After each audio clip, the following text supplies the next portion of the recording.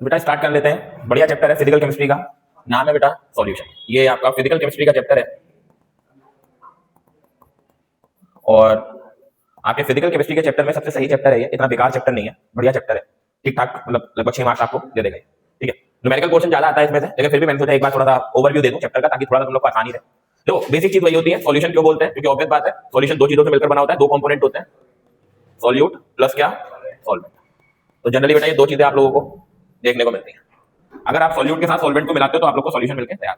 अब बात आती है सॉल्यूट और सॉल्वेंट क्या है। देखो अगर हम आपसे कहते हैं सॉल्यूट, तो जनरली बेटा सॉल्यूट को एनसीईआरटी बी से दिखाती है, और आपसे कहते हैं सॉल्वेंट, तो सॉल्वेंट को जनरली आपको ए से दिखाया जाता है। बोलो जी क्लियर। अगर आप लिखते हो Na और Nb, तो N for number of moles क्या होता है, तो which is number of moles, ये हो जाएगा आपके लिए सॉल्वेंट का, और ये है नंबर ऑफ मोल्स, ये है हमारे पास किसका, सॉल्यूट। बोलो जी क्लियर। तो ये होता है Na और ये होता है Nb। बोलो जी क्लियर हो गई। छोटी छोटी चीजें, बाकी कोई टाइम पास वाली चीजें नहीं। अगर इसमें आप मेनली बात करो किन किन चीजों की, वो मैं आपको बताता हूँ, उसके लिए मैं आपको लेकर के चलता हूँ यहाँ पर। ठीक है, मेनली अगर आप बेटा बात करते हो सॉल्यूशन चैप्टर के अंदर, तो जनरली बेटा हम सॉल्यूशन चैप्टर के अंदर जो पढ़ते हैं वो कुछ टर्म्स होती हैं, उन टर्म्स को हम लोगों को स्टडी करना होता है, उनको हम कंसंट्रेशन टर्म्स बोलते हैं। ये जो कंसंट्रेशन टर्म्स होती हैं which it depends on the solubility of solute in काय में, सॉल्वेंट में, या सॉल्यूशन जो आप लिखना चाहो, ये हमारे पास एक तरीका होता है। क्लियर हो गई। अब कौन कौन सी होती हैं, सबसे पहली आ जाती है हमारे पास विच इज मोलैरिटी, है ना। मोलैरिटी को कैपिटल M से दिखाया जाता है, which is equals to number of moles of solute divided by volume of solution, वो भी काय में होना चाहिए, लीटर। समझ गया बेटा बात को, इसीलिए इसकी यूनिट हो जाती है जैसे मोल पर लीटर। क्लियर हो गया बेटा ये बात पक्का। इसको आप इस तरीके से भी लिख सकते हो, which is NB divided by volume of solution. बोलो जी क्लियर पक्का बेटा। तो ये बेसिक टर्म थी, इंपॉर्टेंट है इसलिए कराया। सर नंबर ऑफ मोल्स कैसे निकाला जाता है, नंबर ऑफ मोल्स निकालने के लिए आपको पता होना चाहिए उसका given weight and divided by molecular weight. अगर आप इन दोनों का रेशियो करके चलते हो तो आपको नंबर ऑफ मोल्स मिल जाता है। आगे बेटा हम लोग बात कर लेते हैं दूसरी टर्म की, उसका नाम होता है मोलैलिटी। ठीक है, मोलैलिटी, इसको स्मॉल m से दिखाया जाता है। ठीक बेटा, इसका फॉर्मूला जो होता है which is equals to number of moles of solute can be dissolved in weight of solvent in kg। बोलो जी क्लियर। ये हो जाता है हमारे पास क्या, मोलैलिटी। बोलो जी क्लियर हो गई। तो इस तरीके से मोलैलिटी का मतलब हो जाता है number of moles of solute which can be dissolved in weight of solvent इन किसके अंदर, kg के अंदर। इसको आप लिख सकते हो मोल्स में और इसको आप लिख सकते हो kg। तो जो परफेक्ट यूनिट निकल के आ जाती है विच इज 1 मोल पर kg।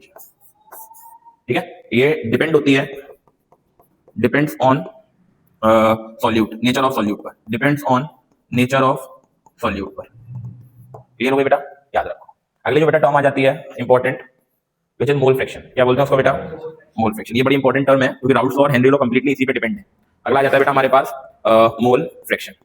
ठीक है, मोल फ्रैक्शन कैसे काम करता है जरा वो भी देख लो बेटा। अगर आप मोल फ्रैक्शन की बात करते हैं इसको जनरली हम लोग x से रिप्रेजेंट करते हैं, जैसे द मोल फ्रैक्शन। ठीक है, ये मोलों का फ्रैक्शन होता है ना। मोल्स का फ्रैक्शन कैसे निकालते हैं, जैसे मान लो आप अगर निकालना चाहते हो a का, a मतलब आपको पता है सॉल्वेंट, तो which is number of moles of solvent upon number of moles of solvent plus solute. इसको बोल देते हैं हम लोग बेटा मोल फ्रैक्शन ऑफ सॉल्वेंट। अगर आप चाहते हो ना हमें तो सॉल्यूट का चाहिए, तो आप सॉल्यूट के लिए b लगा दो, यहाँ पर आपका NB आ जाएगा और यहाँ पे आपका Na प्लस कितना आ जाएगा, ये मेरे बच्चे हमारे पास किसका आ गया, सॉल्यूट का। कैसे पता लगा, B फॉर सॉल्यूट और A फॉर सॉल्वेंट। ठीक है ना, जिसके निकाल रहे हो उसके नंबर ऑफ मोल्स ऊपर रख लो, बस इतना ध्यान रखा दो।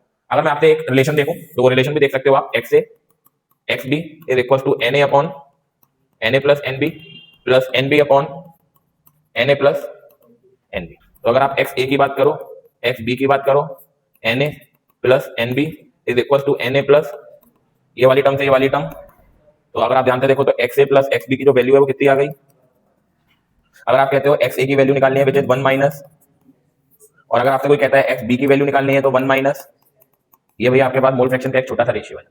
इसकी खास बात होती है विच हैव नो यूनिट, इसकी कोई भी यूनिट नहीं है क्योंकि ये मोल्स का रेशियो, ये एक फ्रैक्शन होता है। क्लियर हो गया बेटा। तो ये तीन टर्म्स होती है जो बड़ी इंपॉर्टेंट रहती है भैया, याद रखा करो। बाकी कुछ छोटे छोटे से फॉर्मूले आ जाते हैं जैसे mass by mass percent, volume by volume percent, mass by volume percent. ठीक है, अगर आप ध्यान से देखो सबसे पहला आ जाता है इसमें मास बाय मास परसेंट, है ना, मास बाय मास परसेंट। तो which is the mass of solute divided by mass of solution into में 100। ठीक है बेटा, आपसे कहता है mass volume by volume percentage निकाल लो, which is the volume of solute divided by volume of into कितना 100। ये आपके पास आ जाएगा वॉल्यूम बाय वॉल्यूम। नेक्स्ट आ जाएगा मेरे बच्चे मास बाय वॉल्यूम। ठीक बेटा, तो इसमें हो जाएगा आपका मास of solute divided by volume of solution, वो भी कायम है, इनटू कितना, बोलो जी क्लियर, सब इंपॉर्टेंट है बेटा। अगर इसी को आपसे कहता है पीपीएम में निकालो, पीपीएम इसको बोलते हैं पार्ट्स पर मिलियन। तो कुछ नहीं करते हैं बेटा, इस वाले फॉर्मूले के अंदर होता है, सिर्फ आपको इस वाले में मल्टीप्लाई कर देनी होगी किससे, 10 की पावर, बस 1 मिलियन से मल्टीप्लाई कर देनी होगी। समझ गए बेटा बात?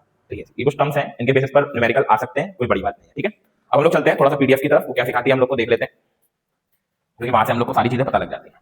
देखो बेटा, हमने आप लोग को सारी चीजें बता दी, ये तो सॉल्यूशन वोल्यूशन है, जैसा छोड़ो फालतू की चीजें हैं, अनसैचुरेटेड अनसैचुरेटेड कुछ मत याद करो, जैसे बच्चे नहीं हो तुम लोग, सॉल्युबिलिटी पे आ जाओ सीधे। ठीक है, देखो बेटा सॉल्युबिलिटी क्या होती है, simple logic, the amount of solute can be dissolved in a solution और सॉल्वेंट, उसी को हम क्या बोल देते हैं, सॉल्यूट। क्लियर है? तो भैया मैक्सिमम अमाउंट ऑफ सॉल्यूट को डिसॉल्व कराया जाए गिवन अमाउंट ऑफ सॉल्वेंट के अंदर, उसी को आप क्या बोल देते हो, जरा बताओ, सॉल्युबिलिटी। बोलो जी क्लियर। इसी सॉल्युबिलिटी पर बच्चा काम करा हमारे हेनरी लॉ ने और किसने, राउल्स लॉ। समझ रहे हो ना, जनरली इनका यही स्वभाव था। देखो हम आपको बताते हैं, जनरली सॉल्युबिलिटी भी ना कुछ चीजों पे डिपेंड करती है, जैसे हम आपको बताते हैं क्या होता है वो। जैसे मान लो एक सॉल्यूट है, आपको डिसॉल्व कराना है उसको किसके अंदर, अगर आप चाहते हो एक परफेक्ट सॉल्यूशन बने, है ना, तो सॉल्यूट का नेचर आपको ऐसा लेना होगा जो सॉल्वेंट के साथ मैच होता हो। आप समझ रहे हो बात? अगर आपने अलग अलग नेचर के ले लिए तो भाई साहब आप सॉल्यूशन नहीं बना पाओगे। नहीं समझे? मैं बताता हूं। जैसे मान लो आपके पास जो सॉल्वेंट है वो पोलर नेचर का है। कैसा नेचर का है? मतलब वो आयंस में ब्रेक हो सकता है ना, तो आप जो इसमें सॉल्यूट डालोगे ना, वो भी मेरे बच्चे कैसा होना चाहिए, इतना ध्यान रखो। समझे कि नहीं समझे? समझे ना, इसका मतलब ये होता है लाइक डिसॉल्व्स लाइक, ये एक डेफिनेशन है, इसको याद रखो। मतलब डेफिनेशन क्या कह सकते हो, इसको एक छोटी सी ट्रिक है, लाइक डिसॉल्व्स लाइक, इसका मतलब समझे, जैसे में तैसा ही डिसॉल्व होगा। आप समझ रहे हो बात? लाइक डिसॉल्व लाइक, छोटी सी डेफिनेशन है, इसको याद कर लो आप लोग। तो मतलब अगर आपने सॉल्यूट पोलर लिया है तो सॉल्वेंट भी नॉन पोलर होना चाहिए। अगर मान लो आपने सॉल्वेंट नॉन पोलर लिया है, जैसे बेंजीन ले लिया आपने, अब बेंजीन में आप डाल रहे हो भाई साहब ऐसी चीज जैसे नमक डाल लो, आप डिसोसिएट हो जाए, मिल जाए, नहीं भूलेगा, क्यों? क्योंकि जो नमक है मीन सॉल्ट है वो पोलर नेचर का है। आप समझ रहे हो बात को? हाँ, तो नॉन पोलर में नॉन पोलर, पोलर में पोलर, तभी आपका एक परफेक्ट सॉल्यूशन बनता है। बेटा क्लियर हो गई? तो इसी चीज को मद्देनजर रखते हुए हमको सॉल्युबिलिटी के बारे में बताया गया, और इसी के बारे में दो साइंटिस्टों ने हम लोग को काफी अच्छे से समझाया, जिनका नाम था बेटा हेनरी और दूसरे का नाम था राउल्स। मैं ज्यादा तुम लोग के लिए हौच-पौच नहीं करूंगा, चैप्टर बिल्कुल क्लियर समझाऊंगा। समझ रहे हो ना? जो चीजें मुद्दे की हैं सीधे उस पे आओ बस। अब जैसे ये हो गई सॉल्युबिलिटी, किन किन चीजों पे डिपेंड करती है, ऑब्वियस बात है यार, सॉल्यूट के नेचर पर। अभी मैंने तुम लोग को बताया पोलर तो पोलर, नॉन पोलर तो नॉन पोलर। दूसरी चीज नेचर ऑफ सॉल्वेंट, ऑब्वियस बात है वो भी पोलर नॉन पोलर, ये दो टाइप के हो सकते हैं सॉल्वेंट, और कैसे हो सकते हैं, पोलर नॉन पोलर के अलावा कोई तीसरा तो होता नहीं। ठीक है, अगला आ गया बेटा टेंपरेचर ऑफ सॉल्यूशन। ऑब्वियस बात है जितना ज्यादा आप टेंपरेचर दोगे सॉल्युबिलिटी बढ़ेगी यार, ऑब्वियस बात है। आपने चीनी को दिया, डाला, आपने टेंपरेचर बढ़ाया, ऑब्वियस बात है चीनी ज्यादा से ज्यादा घुलना चाहिए किसके अंदर। समझ गया ना बात को? तो इन सब चीजों के ऊपर बेटा क्या होता है जरा बताओ। सबसे इंपॉर्टेंट जो फैक्टर है बेटा जो अपने सिलेबस के अंदर है, ये तीनों चैप्टर हमको नहीं पढ़ने, अभी तीनों टॉपिक सॉरी नहीं पढ़ने, हमको पढ़ना है पता है क्या, solubility on the basis of pressure, ये हमारा टॉपिक है। हमको इनके बेसिस पर नहीं पढ़ना, हमको पढ़ना इनके बेसिस पर। यार सर इनके बेसिस पर क्यों नहीं पढ़ना, क्योंकि हम ऑलरेडी 11th में पढ़ आए some basic concept of chemistry के अंदर, लेकिन हम इसके बेसिस पर नहीं पढ़े कि अगर हम गैस को बहुत ज्यादा मात्रा में लिक्विड के अंदर डिसॉल्व करें कैसे करें, हाउ इज दिस पॉसिबल। समझ रहे हो ना, गैस होती है, गैस के मॉलिक्यूल जो होते हैं बहुत ज्यादा दूर दूर रहते हैं, हमें उसको लिक्विड में डिसॉल्व करना है, सॉफ्ट ड्रिंक बनानी है, कैसे बनाएं, हाउ इज दिस पॉसिबल। उसके लिए हम लोग को हेनरी लॉ और राउल्स लॉ दिए गए। समझ गए? नहीं समझे अभी आप? हम लोग को प्रेशर के बेसिस पर पढ़ना है सॉल्युबिलिटी। आप समझ गए बेटा? यही हमारा आगे का चैप्टर बनेगा। तो स्टार्ट कर दें, चलो भाई शुरू करते हैं मेरे बच्चे। आज हेनरी चाचा क्या कह रहे हैं जरा समझ लेते हैं। ये स्टेटमेंट इंपॉर्टेंट है बेटा, ठीक है, बहुत इंपॉर्टेंट है। ये दोनों लॉज अच्छे से करके जाना है तुम लोगों को, हेनरी लॉ और राउल्स लॉ दोनों अच्छे से करके जाना है। भले चाहे सॉल्यूशन मत पढ़ना, कुछ मत करना, नहीं मन कर रहा है मत पढ़ना चैप्टर, लेकिन राउल्स लॉ और हेनरी लॉ को अच्छे से पढ़कर जाओगे, ठीक है, क्योंकि ये मेरे बच्चे जरूर आएंगे पेपर में। 2 मार्क्स का तो आना है ये, इसलिए इसको स्किप मत करना बिल्कुल भी। क्या कहते हैं जरा पढ़ लेते हैं। कहते हैं अकॉर्डिंग टू दिस लॉ, जो आपका पार्शियल प्रेशर होता है ऑफ गैस का, ध्यान से सुनना, partial pressure of gas in काय में बेटा vapour phase is directly proportional to the mole fraction of the gas in the solution. इसको हम क्या कहते हैं जरा बताओ, क्लियर हुआ? मतलब जो पार्शियल वेपर प्रेशर है, मतलब पार्शियल प्रेशर है ऑफ गैस का, लेकिन गैस का कौन सी स्टेट में है, वो डायरेक्टली प्रोपोर्शनल है किसकी तरह बताओ मेरे बच्चे, मोल फ्रैक्शन की। बोलो जी क्लियर। अब यहां से आप अगर कांस्टेंट लगाओगे तो ये कांस्टेंट आएगा, उसको बोलते हैं हम क्या, केएच, इसको बोलते हैं Henry constant. This is called मेरे बच्चों हेनरी कांस्टेंट। है ना भैया, ये क्या बवाल है, अरे यही तो बड़ी तगड़ी चीज है, मैं तुमको समझाता हूं, पढ़ लो, कत्तई बातें मत करो, आरिश वरना यहां बैठ जाओ, ना डिस्टर्ब हो ना डिस्टर्ब करो। देखो बेटा केएच कैसे निकालेंगे जरा ध्यान से देखो, विच इज पी डिवाइडेड बाय कितना। अब यहां से तुम लोग एक चीज बड़ी अच्छी सी नोटिस करो, KH is inversely proportional to X। X मतलब समझते हो मोल फ्रैक्शन, मोल फ्रैक्शन मतलब सॉल्युबिलिटी, मोल फ्रैक्शन का एक्चुअल मतलब क्या होता है। अब आप तुम खुद देखना अपने आप ही, अगर किसी की KH की वैल्यू ज्यादा तो उसकी सॉल्युबिलिटी उसके अंदर कम। क्लियर हो गई? पक्का? इसका सबसे अच्छा एग्जांपल दूं, ऑक्सीजन और कार्बन डाइऑक्साइड, ये 2 बड़े अच्छे एग्जांपल हैं। एक कौन सा, ऑक्सीजन, और एक कौन सी, कार्बन डाइऑक्साइड जो है ना वो डिसॉल्व हो जाती है, समझे, इसकी सॉल्युबिलिटी ज्यादा होती है। इसकी सॉल्युबिलिटी कैसी होती है, ज्यादा होती है किसके अंदर, वाटर के अंदर, एज कंपेयर टू किससे, इसकी सॉल्युबिलिटी कम होती है, इसकी सॉल्युबिलिटी कम है क्योंकि इसकी केएच की वैल्यू कैसी है और इसकी केएच की वैल्यू कैसी है। अब आप समझ गए, क्लियर। हमारे एनवायरमेंट में 21 से 22% लगभग ऑक्सीजन है, जबकि हमारी अर्थ तो वाटर वो प्लेनेट कहा जाता है, ब्लू प्लेनेट कहा जाता है। इतनी ज्यादा मात्रा में पानी है तो वाटर तो वो जो ऑक्सीजन होगा तो सारी की सारी डिसॉल्व हो जाए उसके अंदर, समझे कि नहीं समझे, लेकिन नहीं होती, डिसॉल्व होती है तो कौन सी गैस, CO2। आज के टाइम पे हम सबसे ज्यादा CO2 का क्या कर रहे हैं, इवोल्यूशन को कर रहे हैं, क्या कहते हैं आपका, मतलब सबसे ज्यादा रिलीज कर रहे हैं हम लोग CO2, लेकिन फिर भी अभी भी 0.000 समथिंग % है। ऐसा क्यों, क्योंकि जितनी CO2 बन रही है मैक्सिमम पानी के अंदर क्या हो जा रही है, डिसॉल्व। इसलिए एक्वाटिक लाइफ पर ज्यादा इफेक्ट पड़ रहा है as compare to human life. आप समझ रहे हो बात को, ये तरीका होता है। भगवान ने बड़ी चीजें सोच समझ के बनाई है। आप देख रहे हो जो हमारे लिए सबसे ज्यादा जरूरत है वो पानी में नहीं जा रही है। अगर ये पानी में सबसे ज्यादा मात्रा में जा रही होती तो शायद हम जमीन पर ना रह करके कहां रह रहे होते। समझ रहे हो बात को, ये चीज तो आप समझ सकते हो। केएच की वैल्यू अगर हायर होगी सॉल्युबिलिटी ऑफ गैस की तो ऑब्वियस बात है सॉल्युबिलिटी कम होगी, अगर केएच की वैल्यू डिक्रीज होगी तो ऑब्वियस बात है टेंपरेचर इंक्रीज होगा, मींस सॉल्युबिलिटी बढ़ेगी। अब आप समझने लगे मेरे बच्चे, तो बड़ा इंपॉर्टेंट कांसेप्ट था जो मैंने आप लोगों को बताया। आप समझ गए सॉफ्ट ड्रिंक कैसे बनाई जाती होंगी। सॉफ्ट ड्रिंक बनाने के लिए CO2 गैस का यूज करा जाता है। अब उस CO2 गैस को हमें लिक्विड के अंदर, देखो कोका कोला क्या है, कोका कोला कंपनी है, उनके पास अपना एक सॉल्ट है, उनका जो टेस्ट आता है वो सॉल्ट है। ऑब्वियस बात है तो वो एक तरीके से देखा जाए तो क्या वाटर है या नहीं। जब तक उसके अंदर CO2 नहीं मिलेगी तब तक सॉफ्ट ड्रिंक का मजा नहीं आएगा। बोलो ऐसा है या नहीं। तुम कभी नोट करके देख लेना, जब हम 2 लीटर की बोतल लेकर आते हैं खोल के रख दें उसमें पीने में बड़ा मजा आता है, लेकिन जब दोबारा पियो आप बाद में उसको वो वाइब नहीं आती हो। तो ऐसा क्यों, क्योंकि जो उसके अंदर डिसॉल्व CO2 थी उड़ गई। अब आप समझ रहे हो बात को, ये चीजें होती है। बहुत बढ़िया बात, इतनी चीज क्लियर हुई आप लोगों के। तो यहाँ पे आप देख सकते हो मेरे बच्चे, इन manufacture of soft drink soda water CO2 को पास कराया जाता है बहुत ज्यादा प्रेशर पर, जिसकी वजह से उसकी सॉल्युबिलिटी क्या हो जाती है, इंक्रीज हो जाती है। आई होप सो क्लियर हुआ होगा। नंबर नेक्स्ट मेरे बच्चे, to minimise the painful effect. Next मेरे बच्चे अगली चीज आ जाती है कि बेटा ढंग से पढ़ लो, क्योंकि मेरे को ना मैं पूरी कोशिश करूंगा कि फिजिकल केमिस्ट्री समाप्त करूं, ठीक है। इसे देखो जरा बेटा कि किस तरीके से और क्या यूज में आ जाता है। देखो अगर आप ज्यादा एल्टीट्यूड पे जाते हो तो जो पार्शियल प्रेशर होता है वो O2 का ऑब्वियस बात है वो लेस हो जाता है, तभी तो हम लोग को सांस लेने में, ब्रीथ लेने में क्या होने लगती है बच्चे, दिक्कत होने लगती है ना। तो इस चक्कर में बच्चे हम लोग को जो जितने भी उन लोग को कमी होती है सांस वगैरह की, उनको ज्यादातर जो है हाइट वगैरह पे जाने के लिए क्या कर दिया जाता है, मना कर दिया जाता है। तो वही lead to low concentration of O2 and blood का जो सर्कुलेशन होता है वो काफी हद तक हमारी बॉडी में हल्का हल्का कम होने लगता है, जिस वजह से हम लोग को, समझ रहे हो ना, तो हमारी बॉडी ज्यादा से ज्यादा रेस्पिरेशन करना चाहती है। और जब ज्यादा से ज्यादा रेस्पिरेशन करना चाहिए तो ऑब्वियस बात है ज्यादा से ज्यादा हमारा फूड बर्न होगा, और जब फूड बर्न होगा हमारी बॉडी के तो ऑब्वियस बात है हमारी बॉडी थकेगी। आप समझ रहे हो ना बात को, तो वही चीज होती है। बहुत बढ़िया बात, क्लियर हो गई ये चीज। तो ये उन्होंने दिया था हमको, किसने, हेनरी भाई ने, ठीक है। अब इन्होंने और क्या कहा, कंसंट्रेशन ऑफ सॉल्यूशन, मैंने आप लोग को भी सारा कॉन्सेप्ट समझा दिया, कोई दिक्कत की बात नहीं है। जिसके अंदर ये परसेंट, वेट परसेंट, मास percent, volume percent, mole fraction, parts पर मिलियन, मोलैरिटी, मैंने सब करा दिया बेटा, अभी सारी चीजें करा दी मैंने, ठीक है। थोड़ा सा बेटा शॉर्ट आप लेट हो गए, मैंने सारी चीजें बता दी, पूरा डिस्कस कर दिया मैंने। नॉर्मेलिटी फॉर्मेलिटी पढ़ने की जरूरत नहीं है, आउट ऑफ सिलेबस है, कुछ नहीं पढ़ना है आपको, ठीक है। हाँ, उसके बाद मेरे बच्चे हम लोग सीधे आ जाएंगे राउल्ट चाचा के लॉ पर। एक छोटा सा डिफरेंस भी है हेनरी में और राउल्ट में, वो मैं आपके सामने अभी क्लियर करूंगा। यहाँ पे जनरली ना वो जो आते हैं ना ऊपर वाला जो है वो सारी चीजें नॉन वॉलेटाइल पे था। मैं आप लोगों को समझा देता हूँ व्हाट इज क्या कहते हैं वॉलेटाइल सॉल्यूशन और नॉन वॉलेटाइल। देखो एक वॉलेटाइल होते हैं और एक कौन से होते हैं, जैसे इसको सबसे अच्छे एग्जांपल के साथ हम लोग समझते हैं। जैसे एक तरफ रखो पेट्रोल, एक तरफ रखो वाटर हाथ में, है ना। थोड़ी देर के बाद देखोगे पेट्रोल गया, पानी वैसा का वैसा ही। तो ये क्या हुआ, दोनों का नेचर अलग अलग है। एक उड़ गया, एक उड़ गया। उड़ने का मतलब क्या हुआ, ऑब्वियस बात, एक तरफ आपके पास वाटर, तो ऑब्वियस बात आप देखोगे जो तुम्हारा पेट्रोल है वो गायब हो जाएगा, तो विच इज वॉलेटाइल, वो वॉलेटाइल है।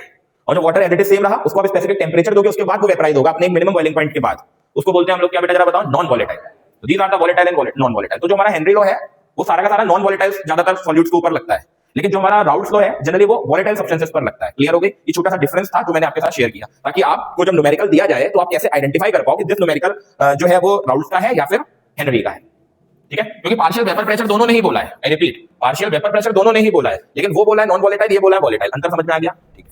यहां पे भी आप समझ रख सकते हो, दिस लॉ स्टेट्स दैट दो वॉलेटाइल लिक्विड्स हैं, the vapour pressure of each दोनों का, लिक्विड का, इन the solution is less than respected to the vapor pressure of pure liquid and the equilibrium partial vapor pressure of liquid is directly proportional to the mole fraction। इन्होंने ये जितना घुमाया है ना, इतना तुम जानते भी नहीं है, हम तुम्हें शुद्ध भाषा में बताते हैं, बिल्कुल ठीक है।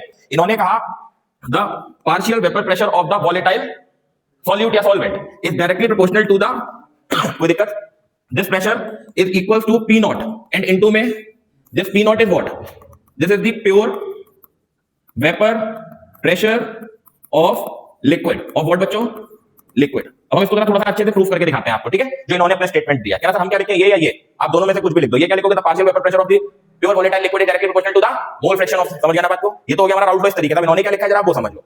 पी नॉट समझ गया क्या होता है, पी नॉट का मतलब होता है प्योर वेपर प्रेशर, प्योर, समझ गया ना बात को, क्लियर। अब देखो इन्होंने क्या कहा, इन्होंने कहा मान लो, इसको मान लो आप P is equals to P nought A और इनटू में एक्स ए।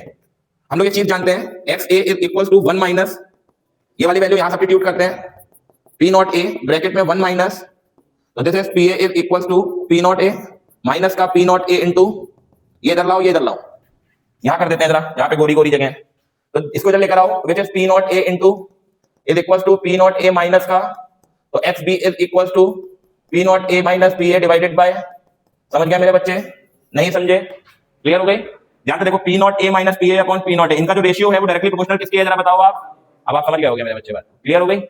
पक्का? तो ये होता है मेरे बच्चे राउल्ट्स लॉ का फॉर्मूला, इसको आपको बहुत अच्छे से ध्यान रखना है। क्लियर हो गई बेटा? तो इस तरीके से बच्चा हमारे पास ये पूरा कंसेप्ट आता है, ठीक है? इंपॉर्टेंट था इसलिए मैंने आपके सामने ये शेयर किया, ये अपने में नहीं है इसलिए हटा दो। अगला आ जाता है बेटा आइडियल सॉल्यूशन। क्या होते होंगे, जरा दिमाग लगाओ। कुछ गलत करा था? सही है, तुम लोग इसलिए कंफ्यूज हुए होगे। एक्चुअल में जो अभी आया था P nought A minus P upon कितना इज इक्वल टू, अगर आप एक्स ए लेते हो तो P not be minus upon P not, समझ गए? समझ गए? इतना सा चेंज हो जाएगा, कोई दिक्कत नहीं है उसमें। चलो आगे मेरे बच्चे आइडियल लॉस की बात कर लेते हैं। देखो आइडियल तो दुनिया में कुछ भी नहीं होता है ना, आइडियल कुछ नहीं है, लेकिन फिर भी समझना तो पड़ता ही है। जनरली बेटा ऐसे सॉल्यूशंस होते हैं, बड़े ध्यान से सुनना, जो राउल्ट्स लॉ को ओबे करते हैं, जो राउल्ट्स लॉ को ओबे करेंगे, मतलब जो p बराबर p नॉट x को जस्टिफाई करेंगे, मतलब ओबे करेंगे, वो सारे के सारे तुम्हारे कौन से सॉल्यूशन कहलाएंगे? आइडियल। अदरवाइज उनको आप क्या बोल दोगे? Non ideal solution. क्लियर हो गई ये बात? छोटी सी बात है, ज्यादा दिमाग नहीं लगाना है इसमें तुम लोगों को। इसका ग्राफ भी देख सकते हो। सबसे पहले की हम लोग बात कर लेते हैं, जब हम एक्स ए को 1 मानते हैं और इधर एक्स ए को कितना मानते हैं, है ना, तो 1 माना है तो ऑब्वियस बात है यहाँ होगा, 0 माना है तो ऑब्वियस बात है यहाँ होगा, और ये हमारे पास निकल के आ जाएगा। बोलो जी क्लियर? पक्का मेरे बच्चे? ऐसे अब किसी एक्स बी को हम लोग कितना मान लेते हैं और एक्स बी को हम लोग कितना मान लेते हैं? 1, तो यहाँ कहीं 1 होगा, तो ये आप देखोगे तो ये निकल के आएगा। बोलो जी क्लियर? पक्का? अगर मैं कौन का रिजल्टेंट निकालूं तो रिजल्टेंट कौन सा होगा? ये वाला पॉइंट और ये वाला पॉइंट, जैसे पीक पॉइंट, ये हमारे पास क्या आएगा इसके लिए? पहले बताओ समझ पाए कि नहीं समझ पाए? ये होता है हमारा आइडियल सॉल्यूशन। अगर आइडियल है, राउल्ट्स को फॉलो कर रहा है, तो ग्राफ ऐसा बनना चाहिए, और तुमको पता है ऐसा बिल्कुल भी नहीं बनता है, इसलिए हम उनको नॉन आइडियल सॉल्यूशन यानी कि एजियोट्रॉपिक मिक्सचर्स कहते हैं। आपको पता है ना ये चीज? है क्लियर? तो इनको पढ़ने के लिए हम लोग क्या करते हैं, जरा वो देख लो आप लोग, ठीक है? यहाँ पे थोड़ा सा मैंने एक्सप्लेन भी किया, वो भी समझ लो। ऐसे सॉल्यूशन विद सॉल्यूट सॉल्यूट यानी कि B B, with solvent solvent यानी कि A, interaction are almost similar to solvent of A और बी। ये बीच में जो लगा है वो बॉन्डिंग होती है सॉल्यूट की बी के साथ, यानी कि सॉल्यूट की सॉल्वेंट के साथ बॉन्डिंग को दर्शाता है ए बी, मतलब कितना अच्छे से इंटरेक्ट हो पा रहा है वो ए और बी के साथ। समझ गया बात को? तो अगर भैया वो सिमिलर है, लगभग लगभग सबको सेम है, तो वो कौन सा हो गया? Ideal solution. अदरवाइज वो कौन सा आ जाएगा? Non ideal. लेकिन अगर यही चीज को, एक चीज और भी ध्यान से सुन लेना, जब सबको सिमिलर है तो एनर्जी का लॉस तो होना ही नहीं है, इसलिए डेल्टा एच कितना हो गया? चेंज इन वॉल्यूम कितना हो गया? तो आपको 0 रहेगा। आ जाते हैं हम लोग किसमें, इसका एग्जांपल याद रख लेना भैया, दे रखा है टीचर ने यहाँ पर, बेंजीन टोलुइन, याद रखना। बेंजीन और किसका लिखना चाहो लिख सकते हो, कोई दिक्कत नहीं है। बेंजीन प्लस अगला n hexane plus n heptane, ethyl iodide plus ethyl bromide, chlorobenzene. इतने सारे एग्जांपल दे रखे हैं, याद करना चाहो तो याद कर सकते हो, कोई दिक्कत की बात नहीं है। ब्रोमोबेंजीन। ये ज्यादा 4 एग्जांपल्स जो आपको दे रखे हैं आइडियल सॉल्यूशन को रिप्रेजेंट कराने के लिए। क्लियर है बेटा? आगे चल लेते हैं बेटा नॉन आइडियल, इसको भी पढ़ लेते हैं। अब नॉन आइडियल है तो ऑब्वियस बात है ये ओबे तो करने वाले नहीं इनको राउल्ट्स लॉ को, इसलिए ना तो इनका डेल्टा 0 के बराबर होना है, ना इनका वॉल्यूम चेंज 0 के बराबर होना है। बोलो जी क्लियर हो गई? अच्छा सर कौन से होते हैं वो भी देख लेते हैं। ये आ गए भैया हमारे पास। ये कौन से होते हैं? जिसमें पॉजिटिव डेविएशन देखने को मिलता है। कैसा डेविएशन देखने को मिलता है? पॉजिटिव डेविएशन देखने को मिलता है, ठीक है ना? पॉजिटिव डेविएशन कैसा देखने को मिलता है जरा वो भी देख लो। जैसे मान लो आपके पास आइडियल ग्राफ कैसा होगा, आपको पता है आइडियल ग्राफ हमारा ऐसा होगा, ये हमारा आइडियल ग्राफ होगा, यस मान लो, है ना? लेकिन नॉन आइडियल में क्या होगा? पॉजिटिव डेविएशन देखने को मिलेगा। पॉजिटिव डेविएशन जैसे कितना, जैसे मान लो ये हमारे पास पीए था, तो ऑब्वियस बात है आप देखोगे कि ये आपको थोड़ा सा इस तरीके से दिखेगा। बोलो जी क्लियर? सेम ये भी आपको थोड़ा सा इस तरीके से दिखेगा। बोलो जी क्लियर? तो ऑब्वियस बात है अगर पीए उठा और पीबी उठा तो ऑब्वियस बात इनका टोटल भी उठेगा, तो टोटल आप अगर देखोगे तो ये आपको टोटल देखने को मिलेगा। बोलो जी क्लियर? इसी को हम लोग कौन सा डेविएशन देखते हैं? यहाँ पर आप एक चीज नोटिस करो, जो हमारा पी टोटल है which is greater than PA plus किसके, इस सिचुएशन पे आपको कौन सा डेविएशन देखने को मिलता है मेरे बच्चे? Positive deviation. वेरी इंपॉर्टेंट मेरे बच्चों, वेरी इंपॉर्टेंट। चलो फिलहाल कोई नहीं। तो बेटा अगर आपसे आइडियल सॉल्यूशन की बात करता है वो भी पॉजिटिव डेविएशन के अंदर, तो आप एक चीज नोटिस करोगे, जो डेल्टा एच होगा विच इज ग्रेटर देन 0 और जो डेल्टा वी होगा वो भी लगभग आपको कैसा देखने को मिलेगा? नेगेटिव में। आपको पता ही है सब उल्टे हो जाएंगे। एग्जांपल याद कर लो भैया, बगैर एग्जांपल के सब कुछ बेकार है। इथेनॉल और वाटर का, ठीक है? इथेनॉल और वाटर एग्जांपल याद रखो, C2H5OH और प्लस वाटर।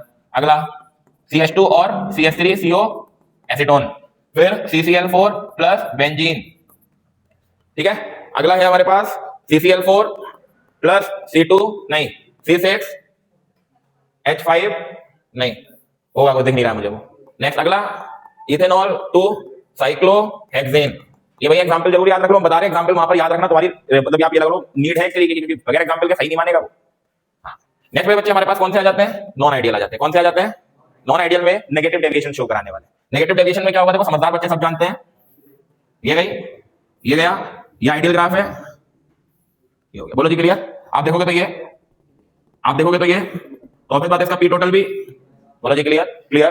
इस सिचुएशन में आप अगर देखोगे तो जो आपका पी टोटल है वो लेस देन दिखेगा आपको पीए प्लस किससे, इस वजह से डेल्टा एच भी इसका लेस देन, डेल्टा बी भी लेस देन। तो यहाँ पर कौन सा डेविएशन देखने को मिलेगा?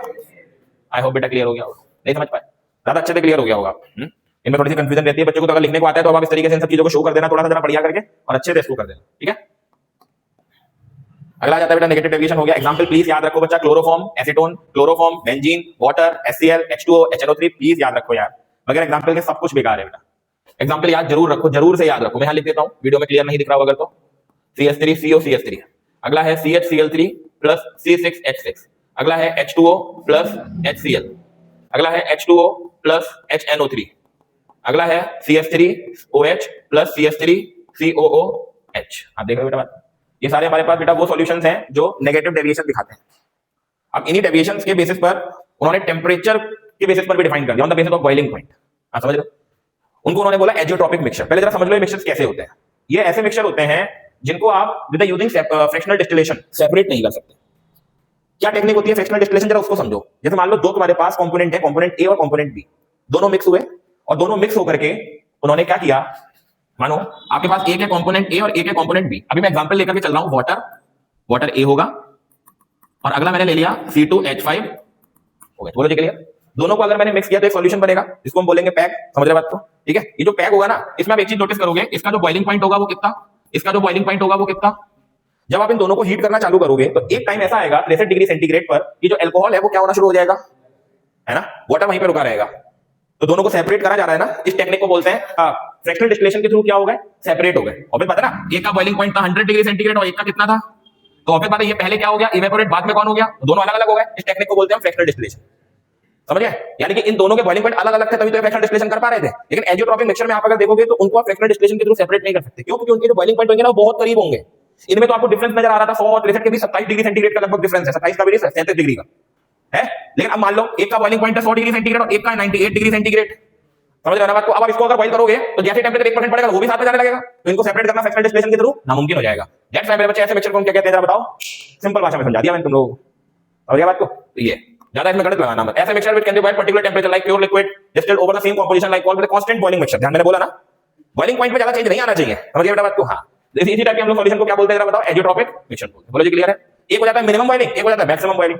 अब मिनिमम बॉइलिंग क्या होता है, जो फॉर्म करते हैं शो पॉजिटिव डेविएशन।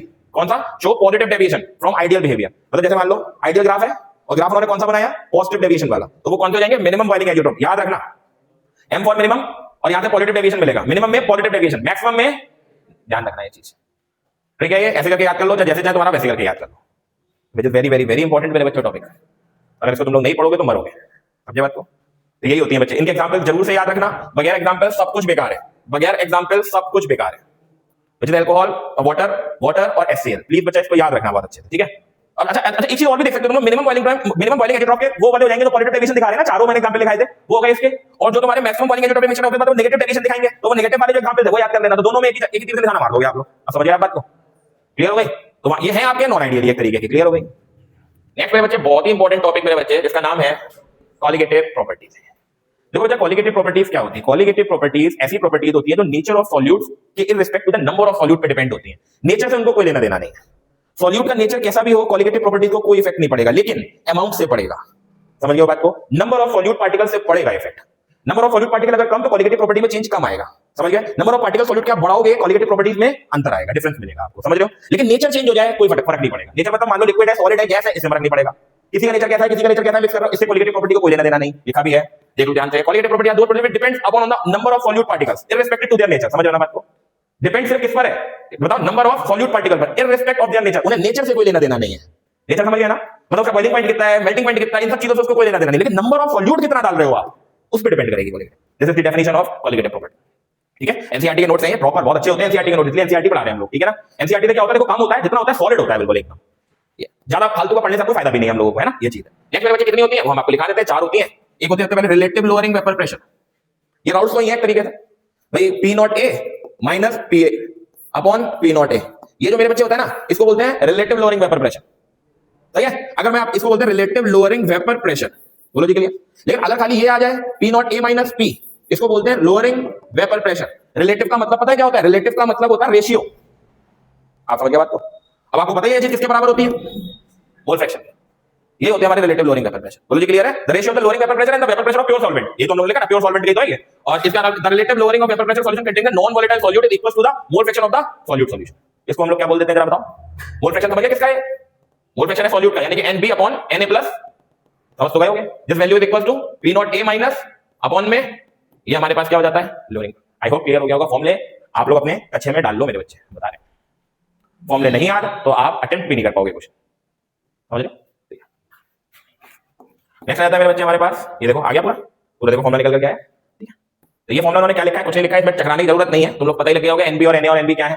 भाई NB की अगर आप बात करते हो विच इज WB अपॉन में MB, सबको पता होता है। Na की बात करते हो विच इज WA, है ना, W for given weight, M का मतलब मॉलिक्यूलर वेट, ये तो क्लियर है। B फॉर किसका? सॉल्यूट का, A फॉर किसका? सॉल्वेंट। क्लियर हो गया बच्चा? नंबर नेक्स्ट रहता है which is elevation in boiling, मतलब आपने नंबर ऑफ सॉल्यूट पार्टिकल डाला और टेम्परेचर राइज हो गया, टेम्परेचर बढ़ गया, समझ लो ना बात को? अब पता क्या होता है इसको हम अगर समझाएं तो जो डेल्टा टीबी होता है which is directly proportional to molality, which is directly proportional to molality, molarity नहीं मोलैलिटी। और अगर आप यहां से इस तरीके से ये चीज लेकर के जाओगे तो which is equal to KB into KB is the elevation constant. कौन सा कांस्टेंट? एलिवेशन। बोला जी क्लियर?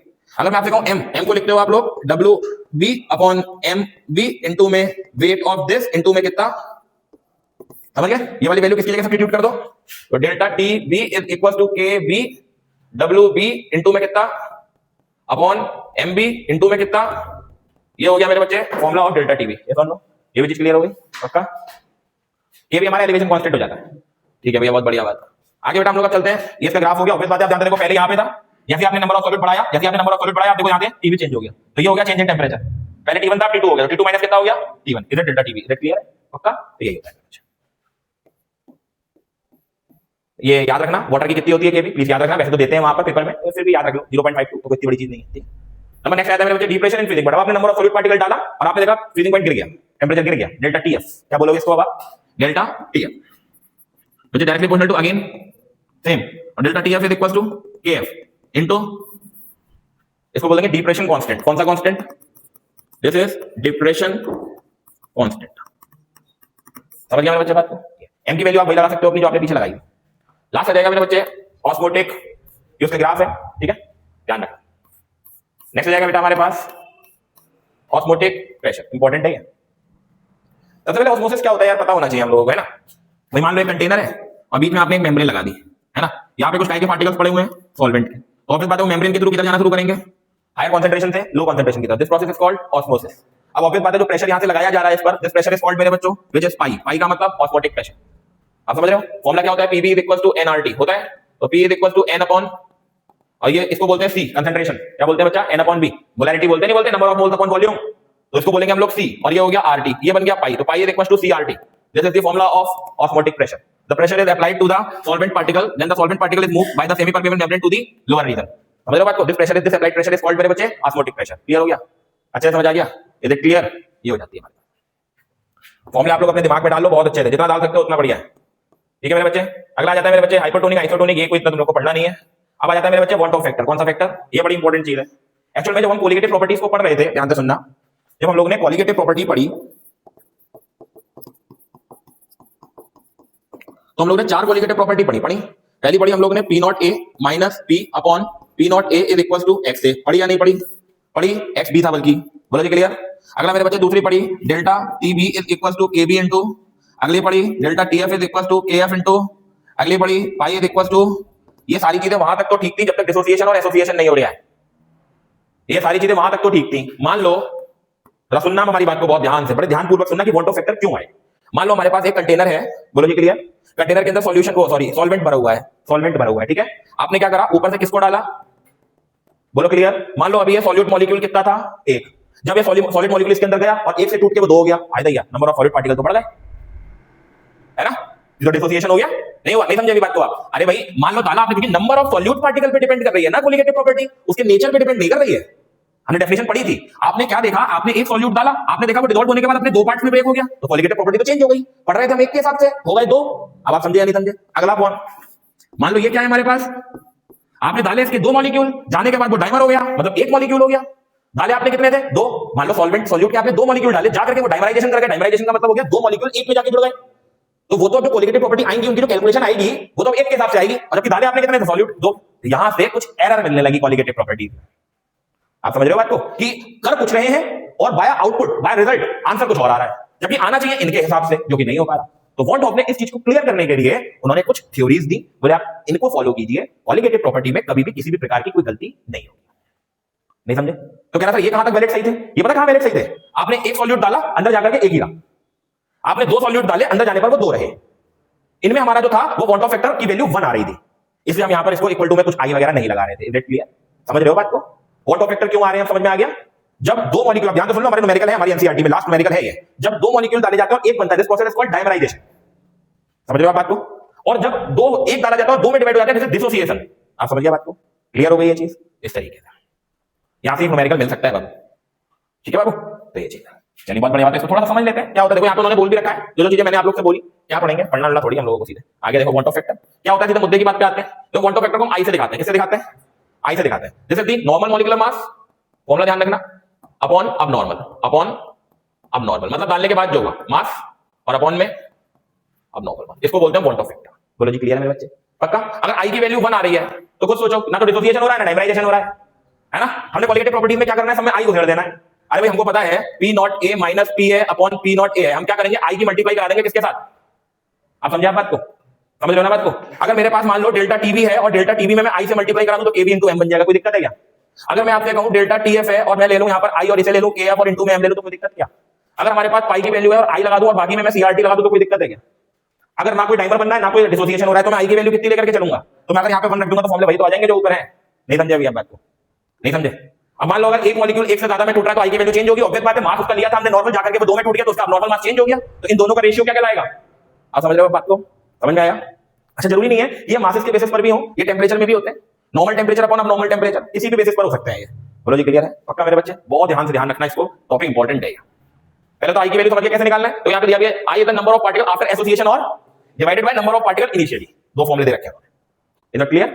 एसोसिएशन का मतलब डायमराइजेशन, एक दो मॉलिक्यूल एक में जाके जुड़ गए, इसको बोलते हैं डाइमर, DIMER। एक मॉलिक्यूल दो में टूट गया, जैसे डिसोसिएशन। ये चीज इंपॉर्टेंट है समझाना बच्चा, इसलिए मैं इस पे काम कर रहा हूं। ये होता है, ठीक है? देखो यहां पे उन्होंने दिखाया कि सब कुछ आपको एग्जांपल के साथ समझाया उन्होंने, देख लो। तो बता देते हैं डिग्री ऑफ डिसोसिएशन अल्फा। चले अल्फा सबको पता होता है, अल्फा क्या होता है? DOD, degree of dissociation. मान लो अभी टाइम 0 है ना, टाइम 0 है तो अभी तो इसकी डिग्री 1 मोल होगी, ऑब्वियस बात है, और डिग्री ऑफ डिसोसिएशन का भी अल्फा होगा। बोलो जी क्लियर? अभी ये तो बना ही नहीं होगा प्रोडक्ट, बना होगा भाई? नहीं बनाना। मान लो टाइम टी पे, किसी भी टाइम ऑफ किस पे बात कर रहे हैं आप? टी पे। अभी टाइम कितना था? तो 1 में से कुछ तो गई होगी ना, कुछ तो डिसोसिएट हुआ होगा, वो क्या हो गया? अल्फा। और यहां कितने मॉलिक्यूल बने थे? तो ये हो गई n अल्फा। बोलो क्लियर? अब मैं आपसे कहूं इसका टोटल कितना हो जाएगा, टोटल नंबर ऑफ मोल्स कितने हुए भाई? टोटल मोल्स, तो आप इन सबको ऐड कर लो, 1 माइनस प्लस इसको आप आई बोल लो, कितना हो गया? 1 माइनस अल्फा प्लस अल्फा क्या आ जाएगा? तो 1 माइनस कितना बचा?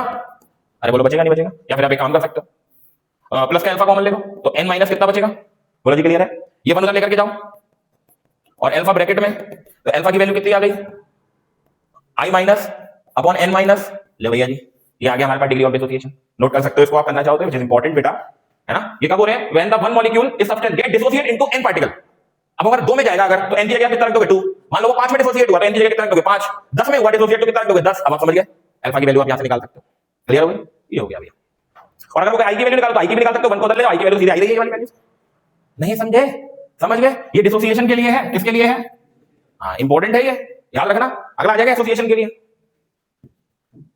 नंबर नेक्स्ट बच्चे एसोसिएशन के लिए, ठीक है? एसोसिएशन में क्या होगा? जैसे मान लो अभी हमारे पास एक Na है मॉलिक्यूल, अब बनने के बाद तो जुड़ गए, NaN बन गए, मतलब मान लो 2 मॉलिक्यूल के जाकर के A2 बन गया। आप समझे कि नहीं समझे? अभी T बराबर कितना है? कितना मोल था? ये कितना था भाई? आफ्टर T बराबर, अगर ये अभी कितना है? 1 माइनस, और ऑब्वियस बात है ये जुड़ा एक का कितना हो जाएगा? अल्फा बाय, उसमें ज्यादा बन रहे थे इसलिए n से मल्टीप्लाई करी थी, इसमें जुड़ गए इसलिए n से डिवाइड करा है। तो मैं को i की वैल्यू कितनी? तो 1 माइनस अल्फा प्लस, तो i is equal to 1 plus क्या कॉमन? अल्फा, तो 1 अपॉन n माइनस। समझ गए बेटा बात को? i माइनस अल्फा 1 माइनस, तो अल्फा की वैल्यू अपॉन, ले भैया अब के लिए आया ये एसोसिएशन मींस डायमराइजेशन के लिए। प्लीज याद रख पाओगे या नहीं? नहीं कर पाओगे यार, हो जाएगा यार, समझ जाओगे मेरे बच्चे। इसके बेसिस पर न्यूमेरिकल बड़े इंपॉर्टेंट रहते हैं, न्यूमेरिकल करा दूंगा, न्यूमेरिकल की वीडियो तुम लोग को दे दूंगा, परेशान मत हो बिल्कुल भी।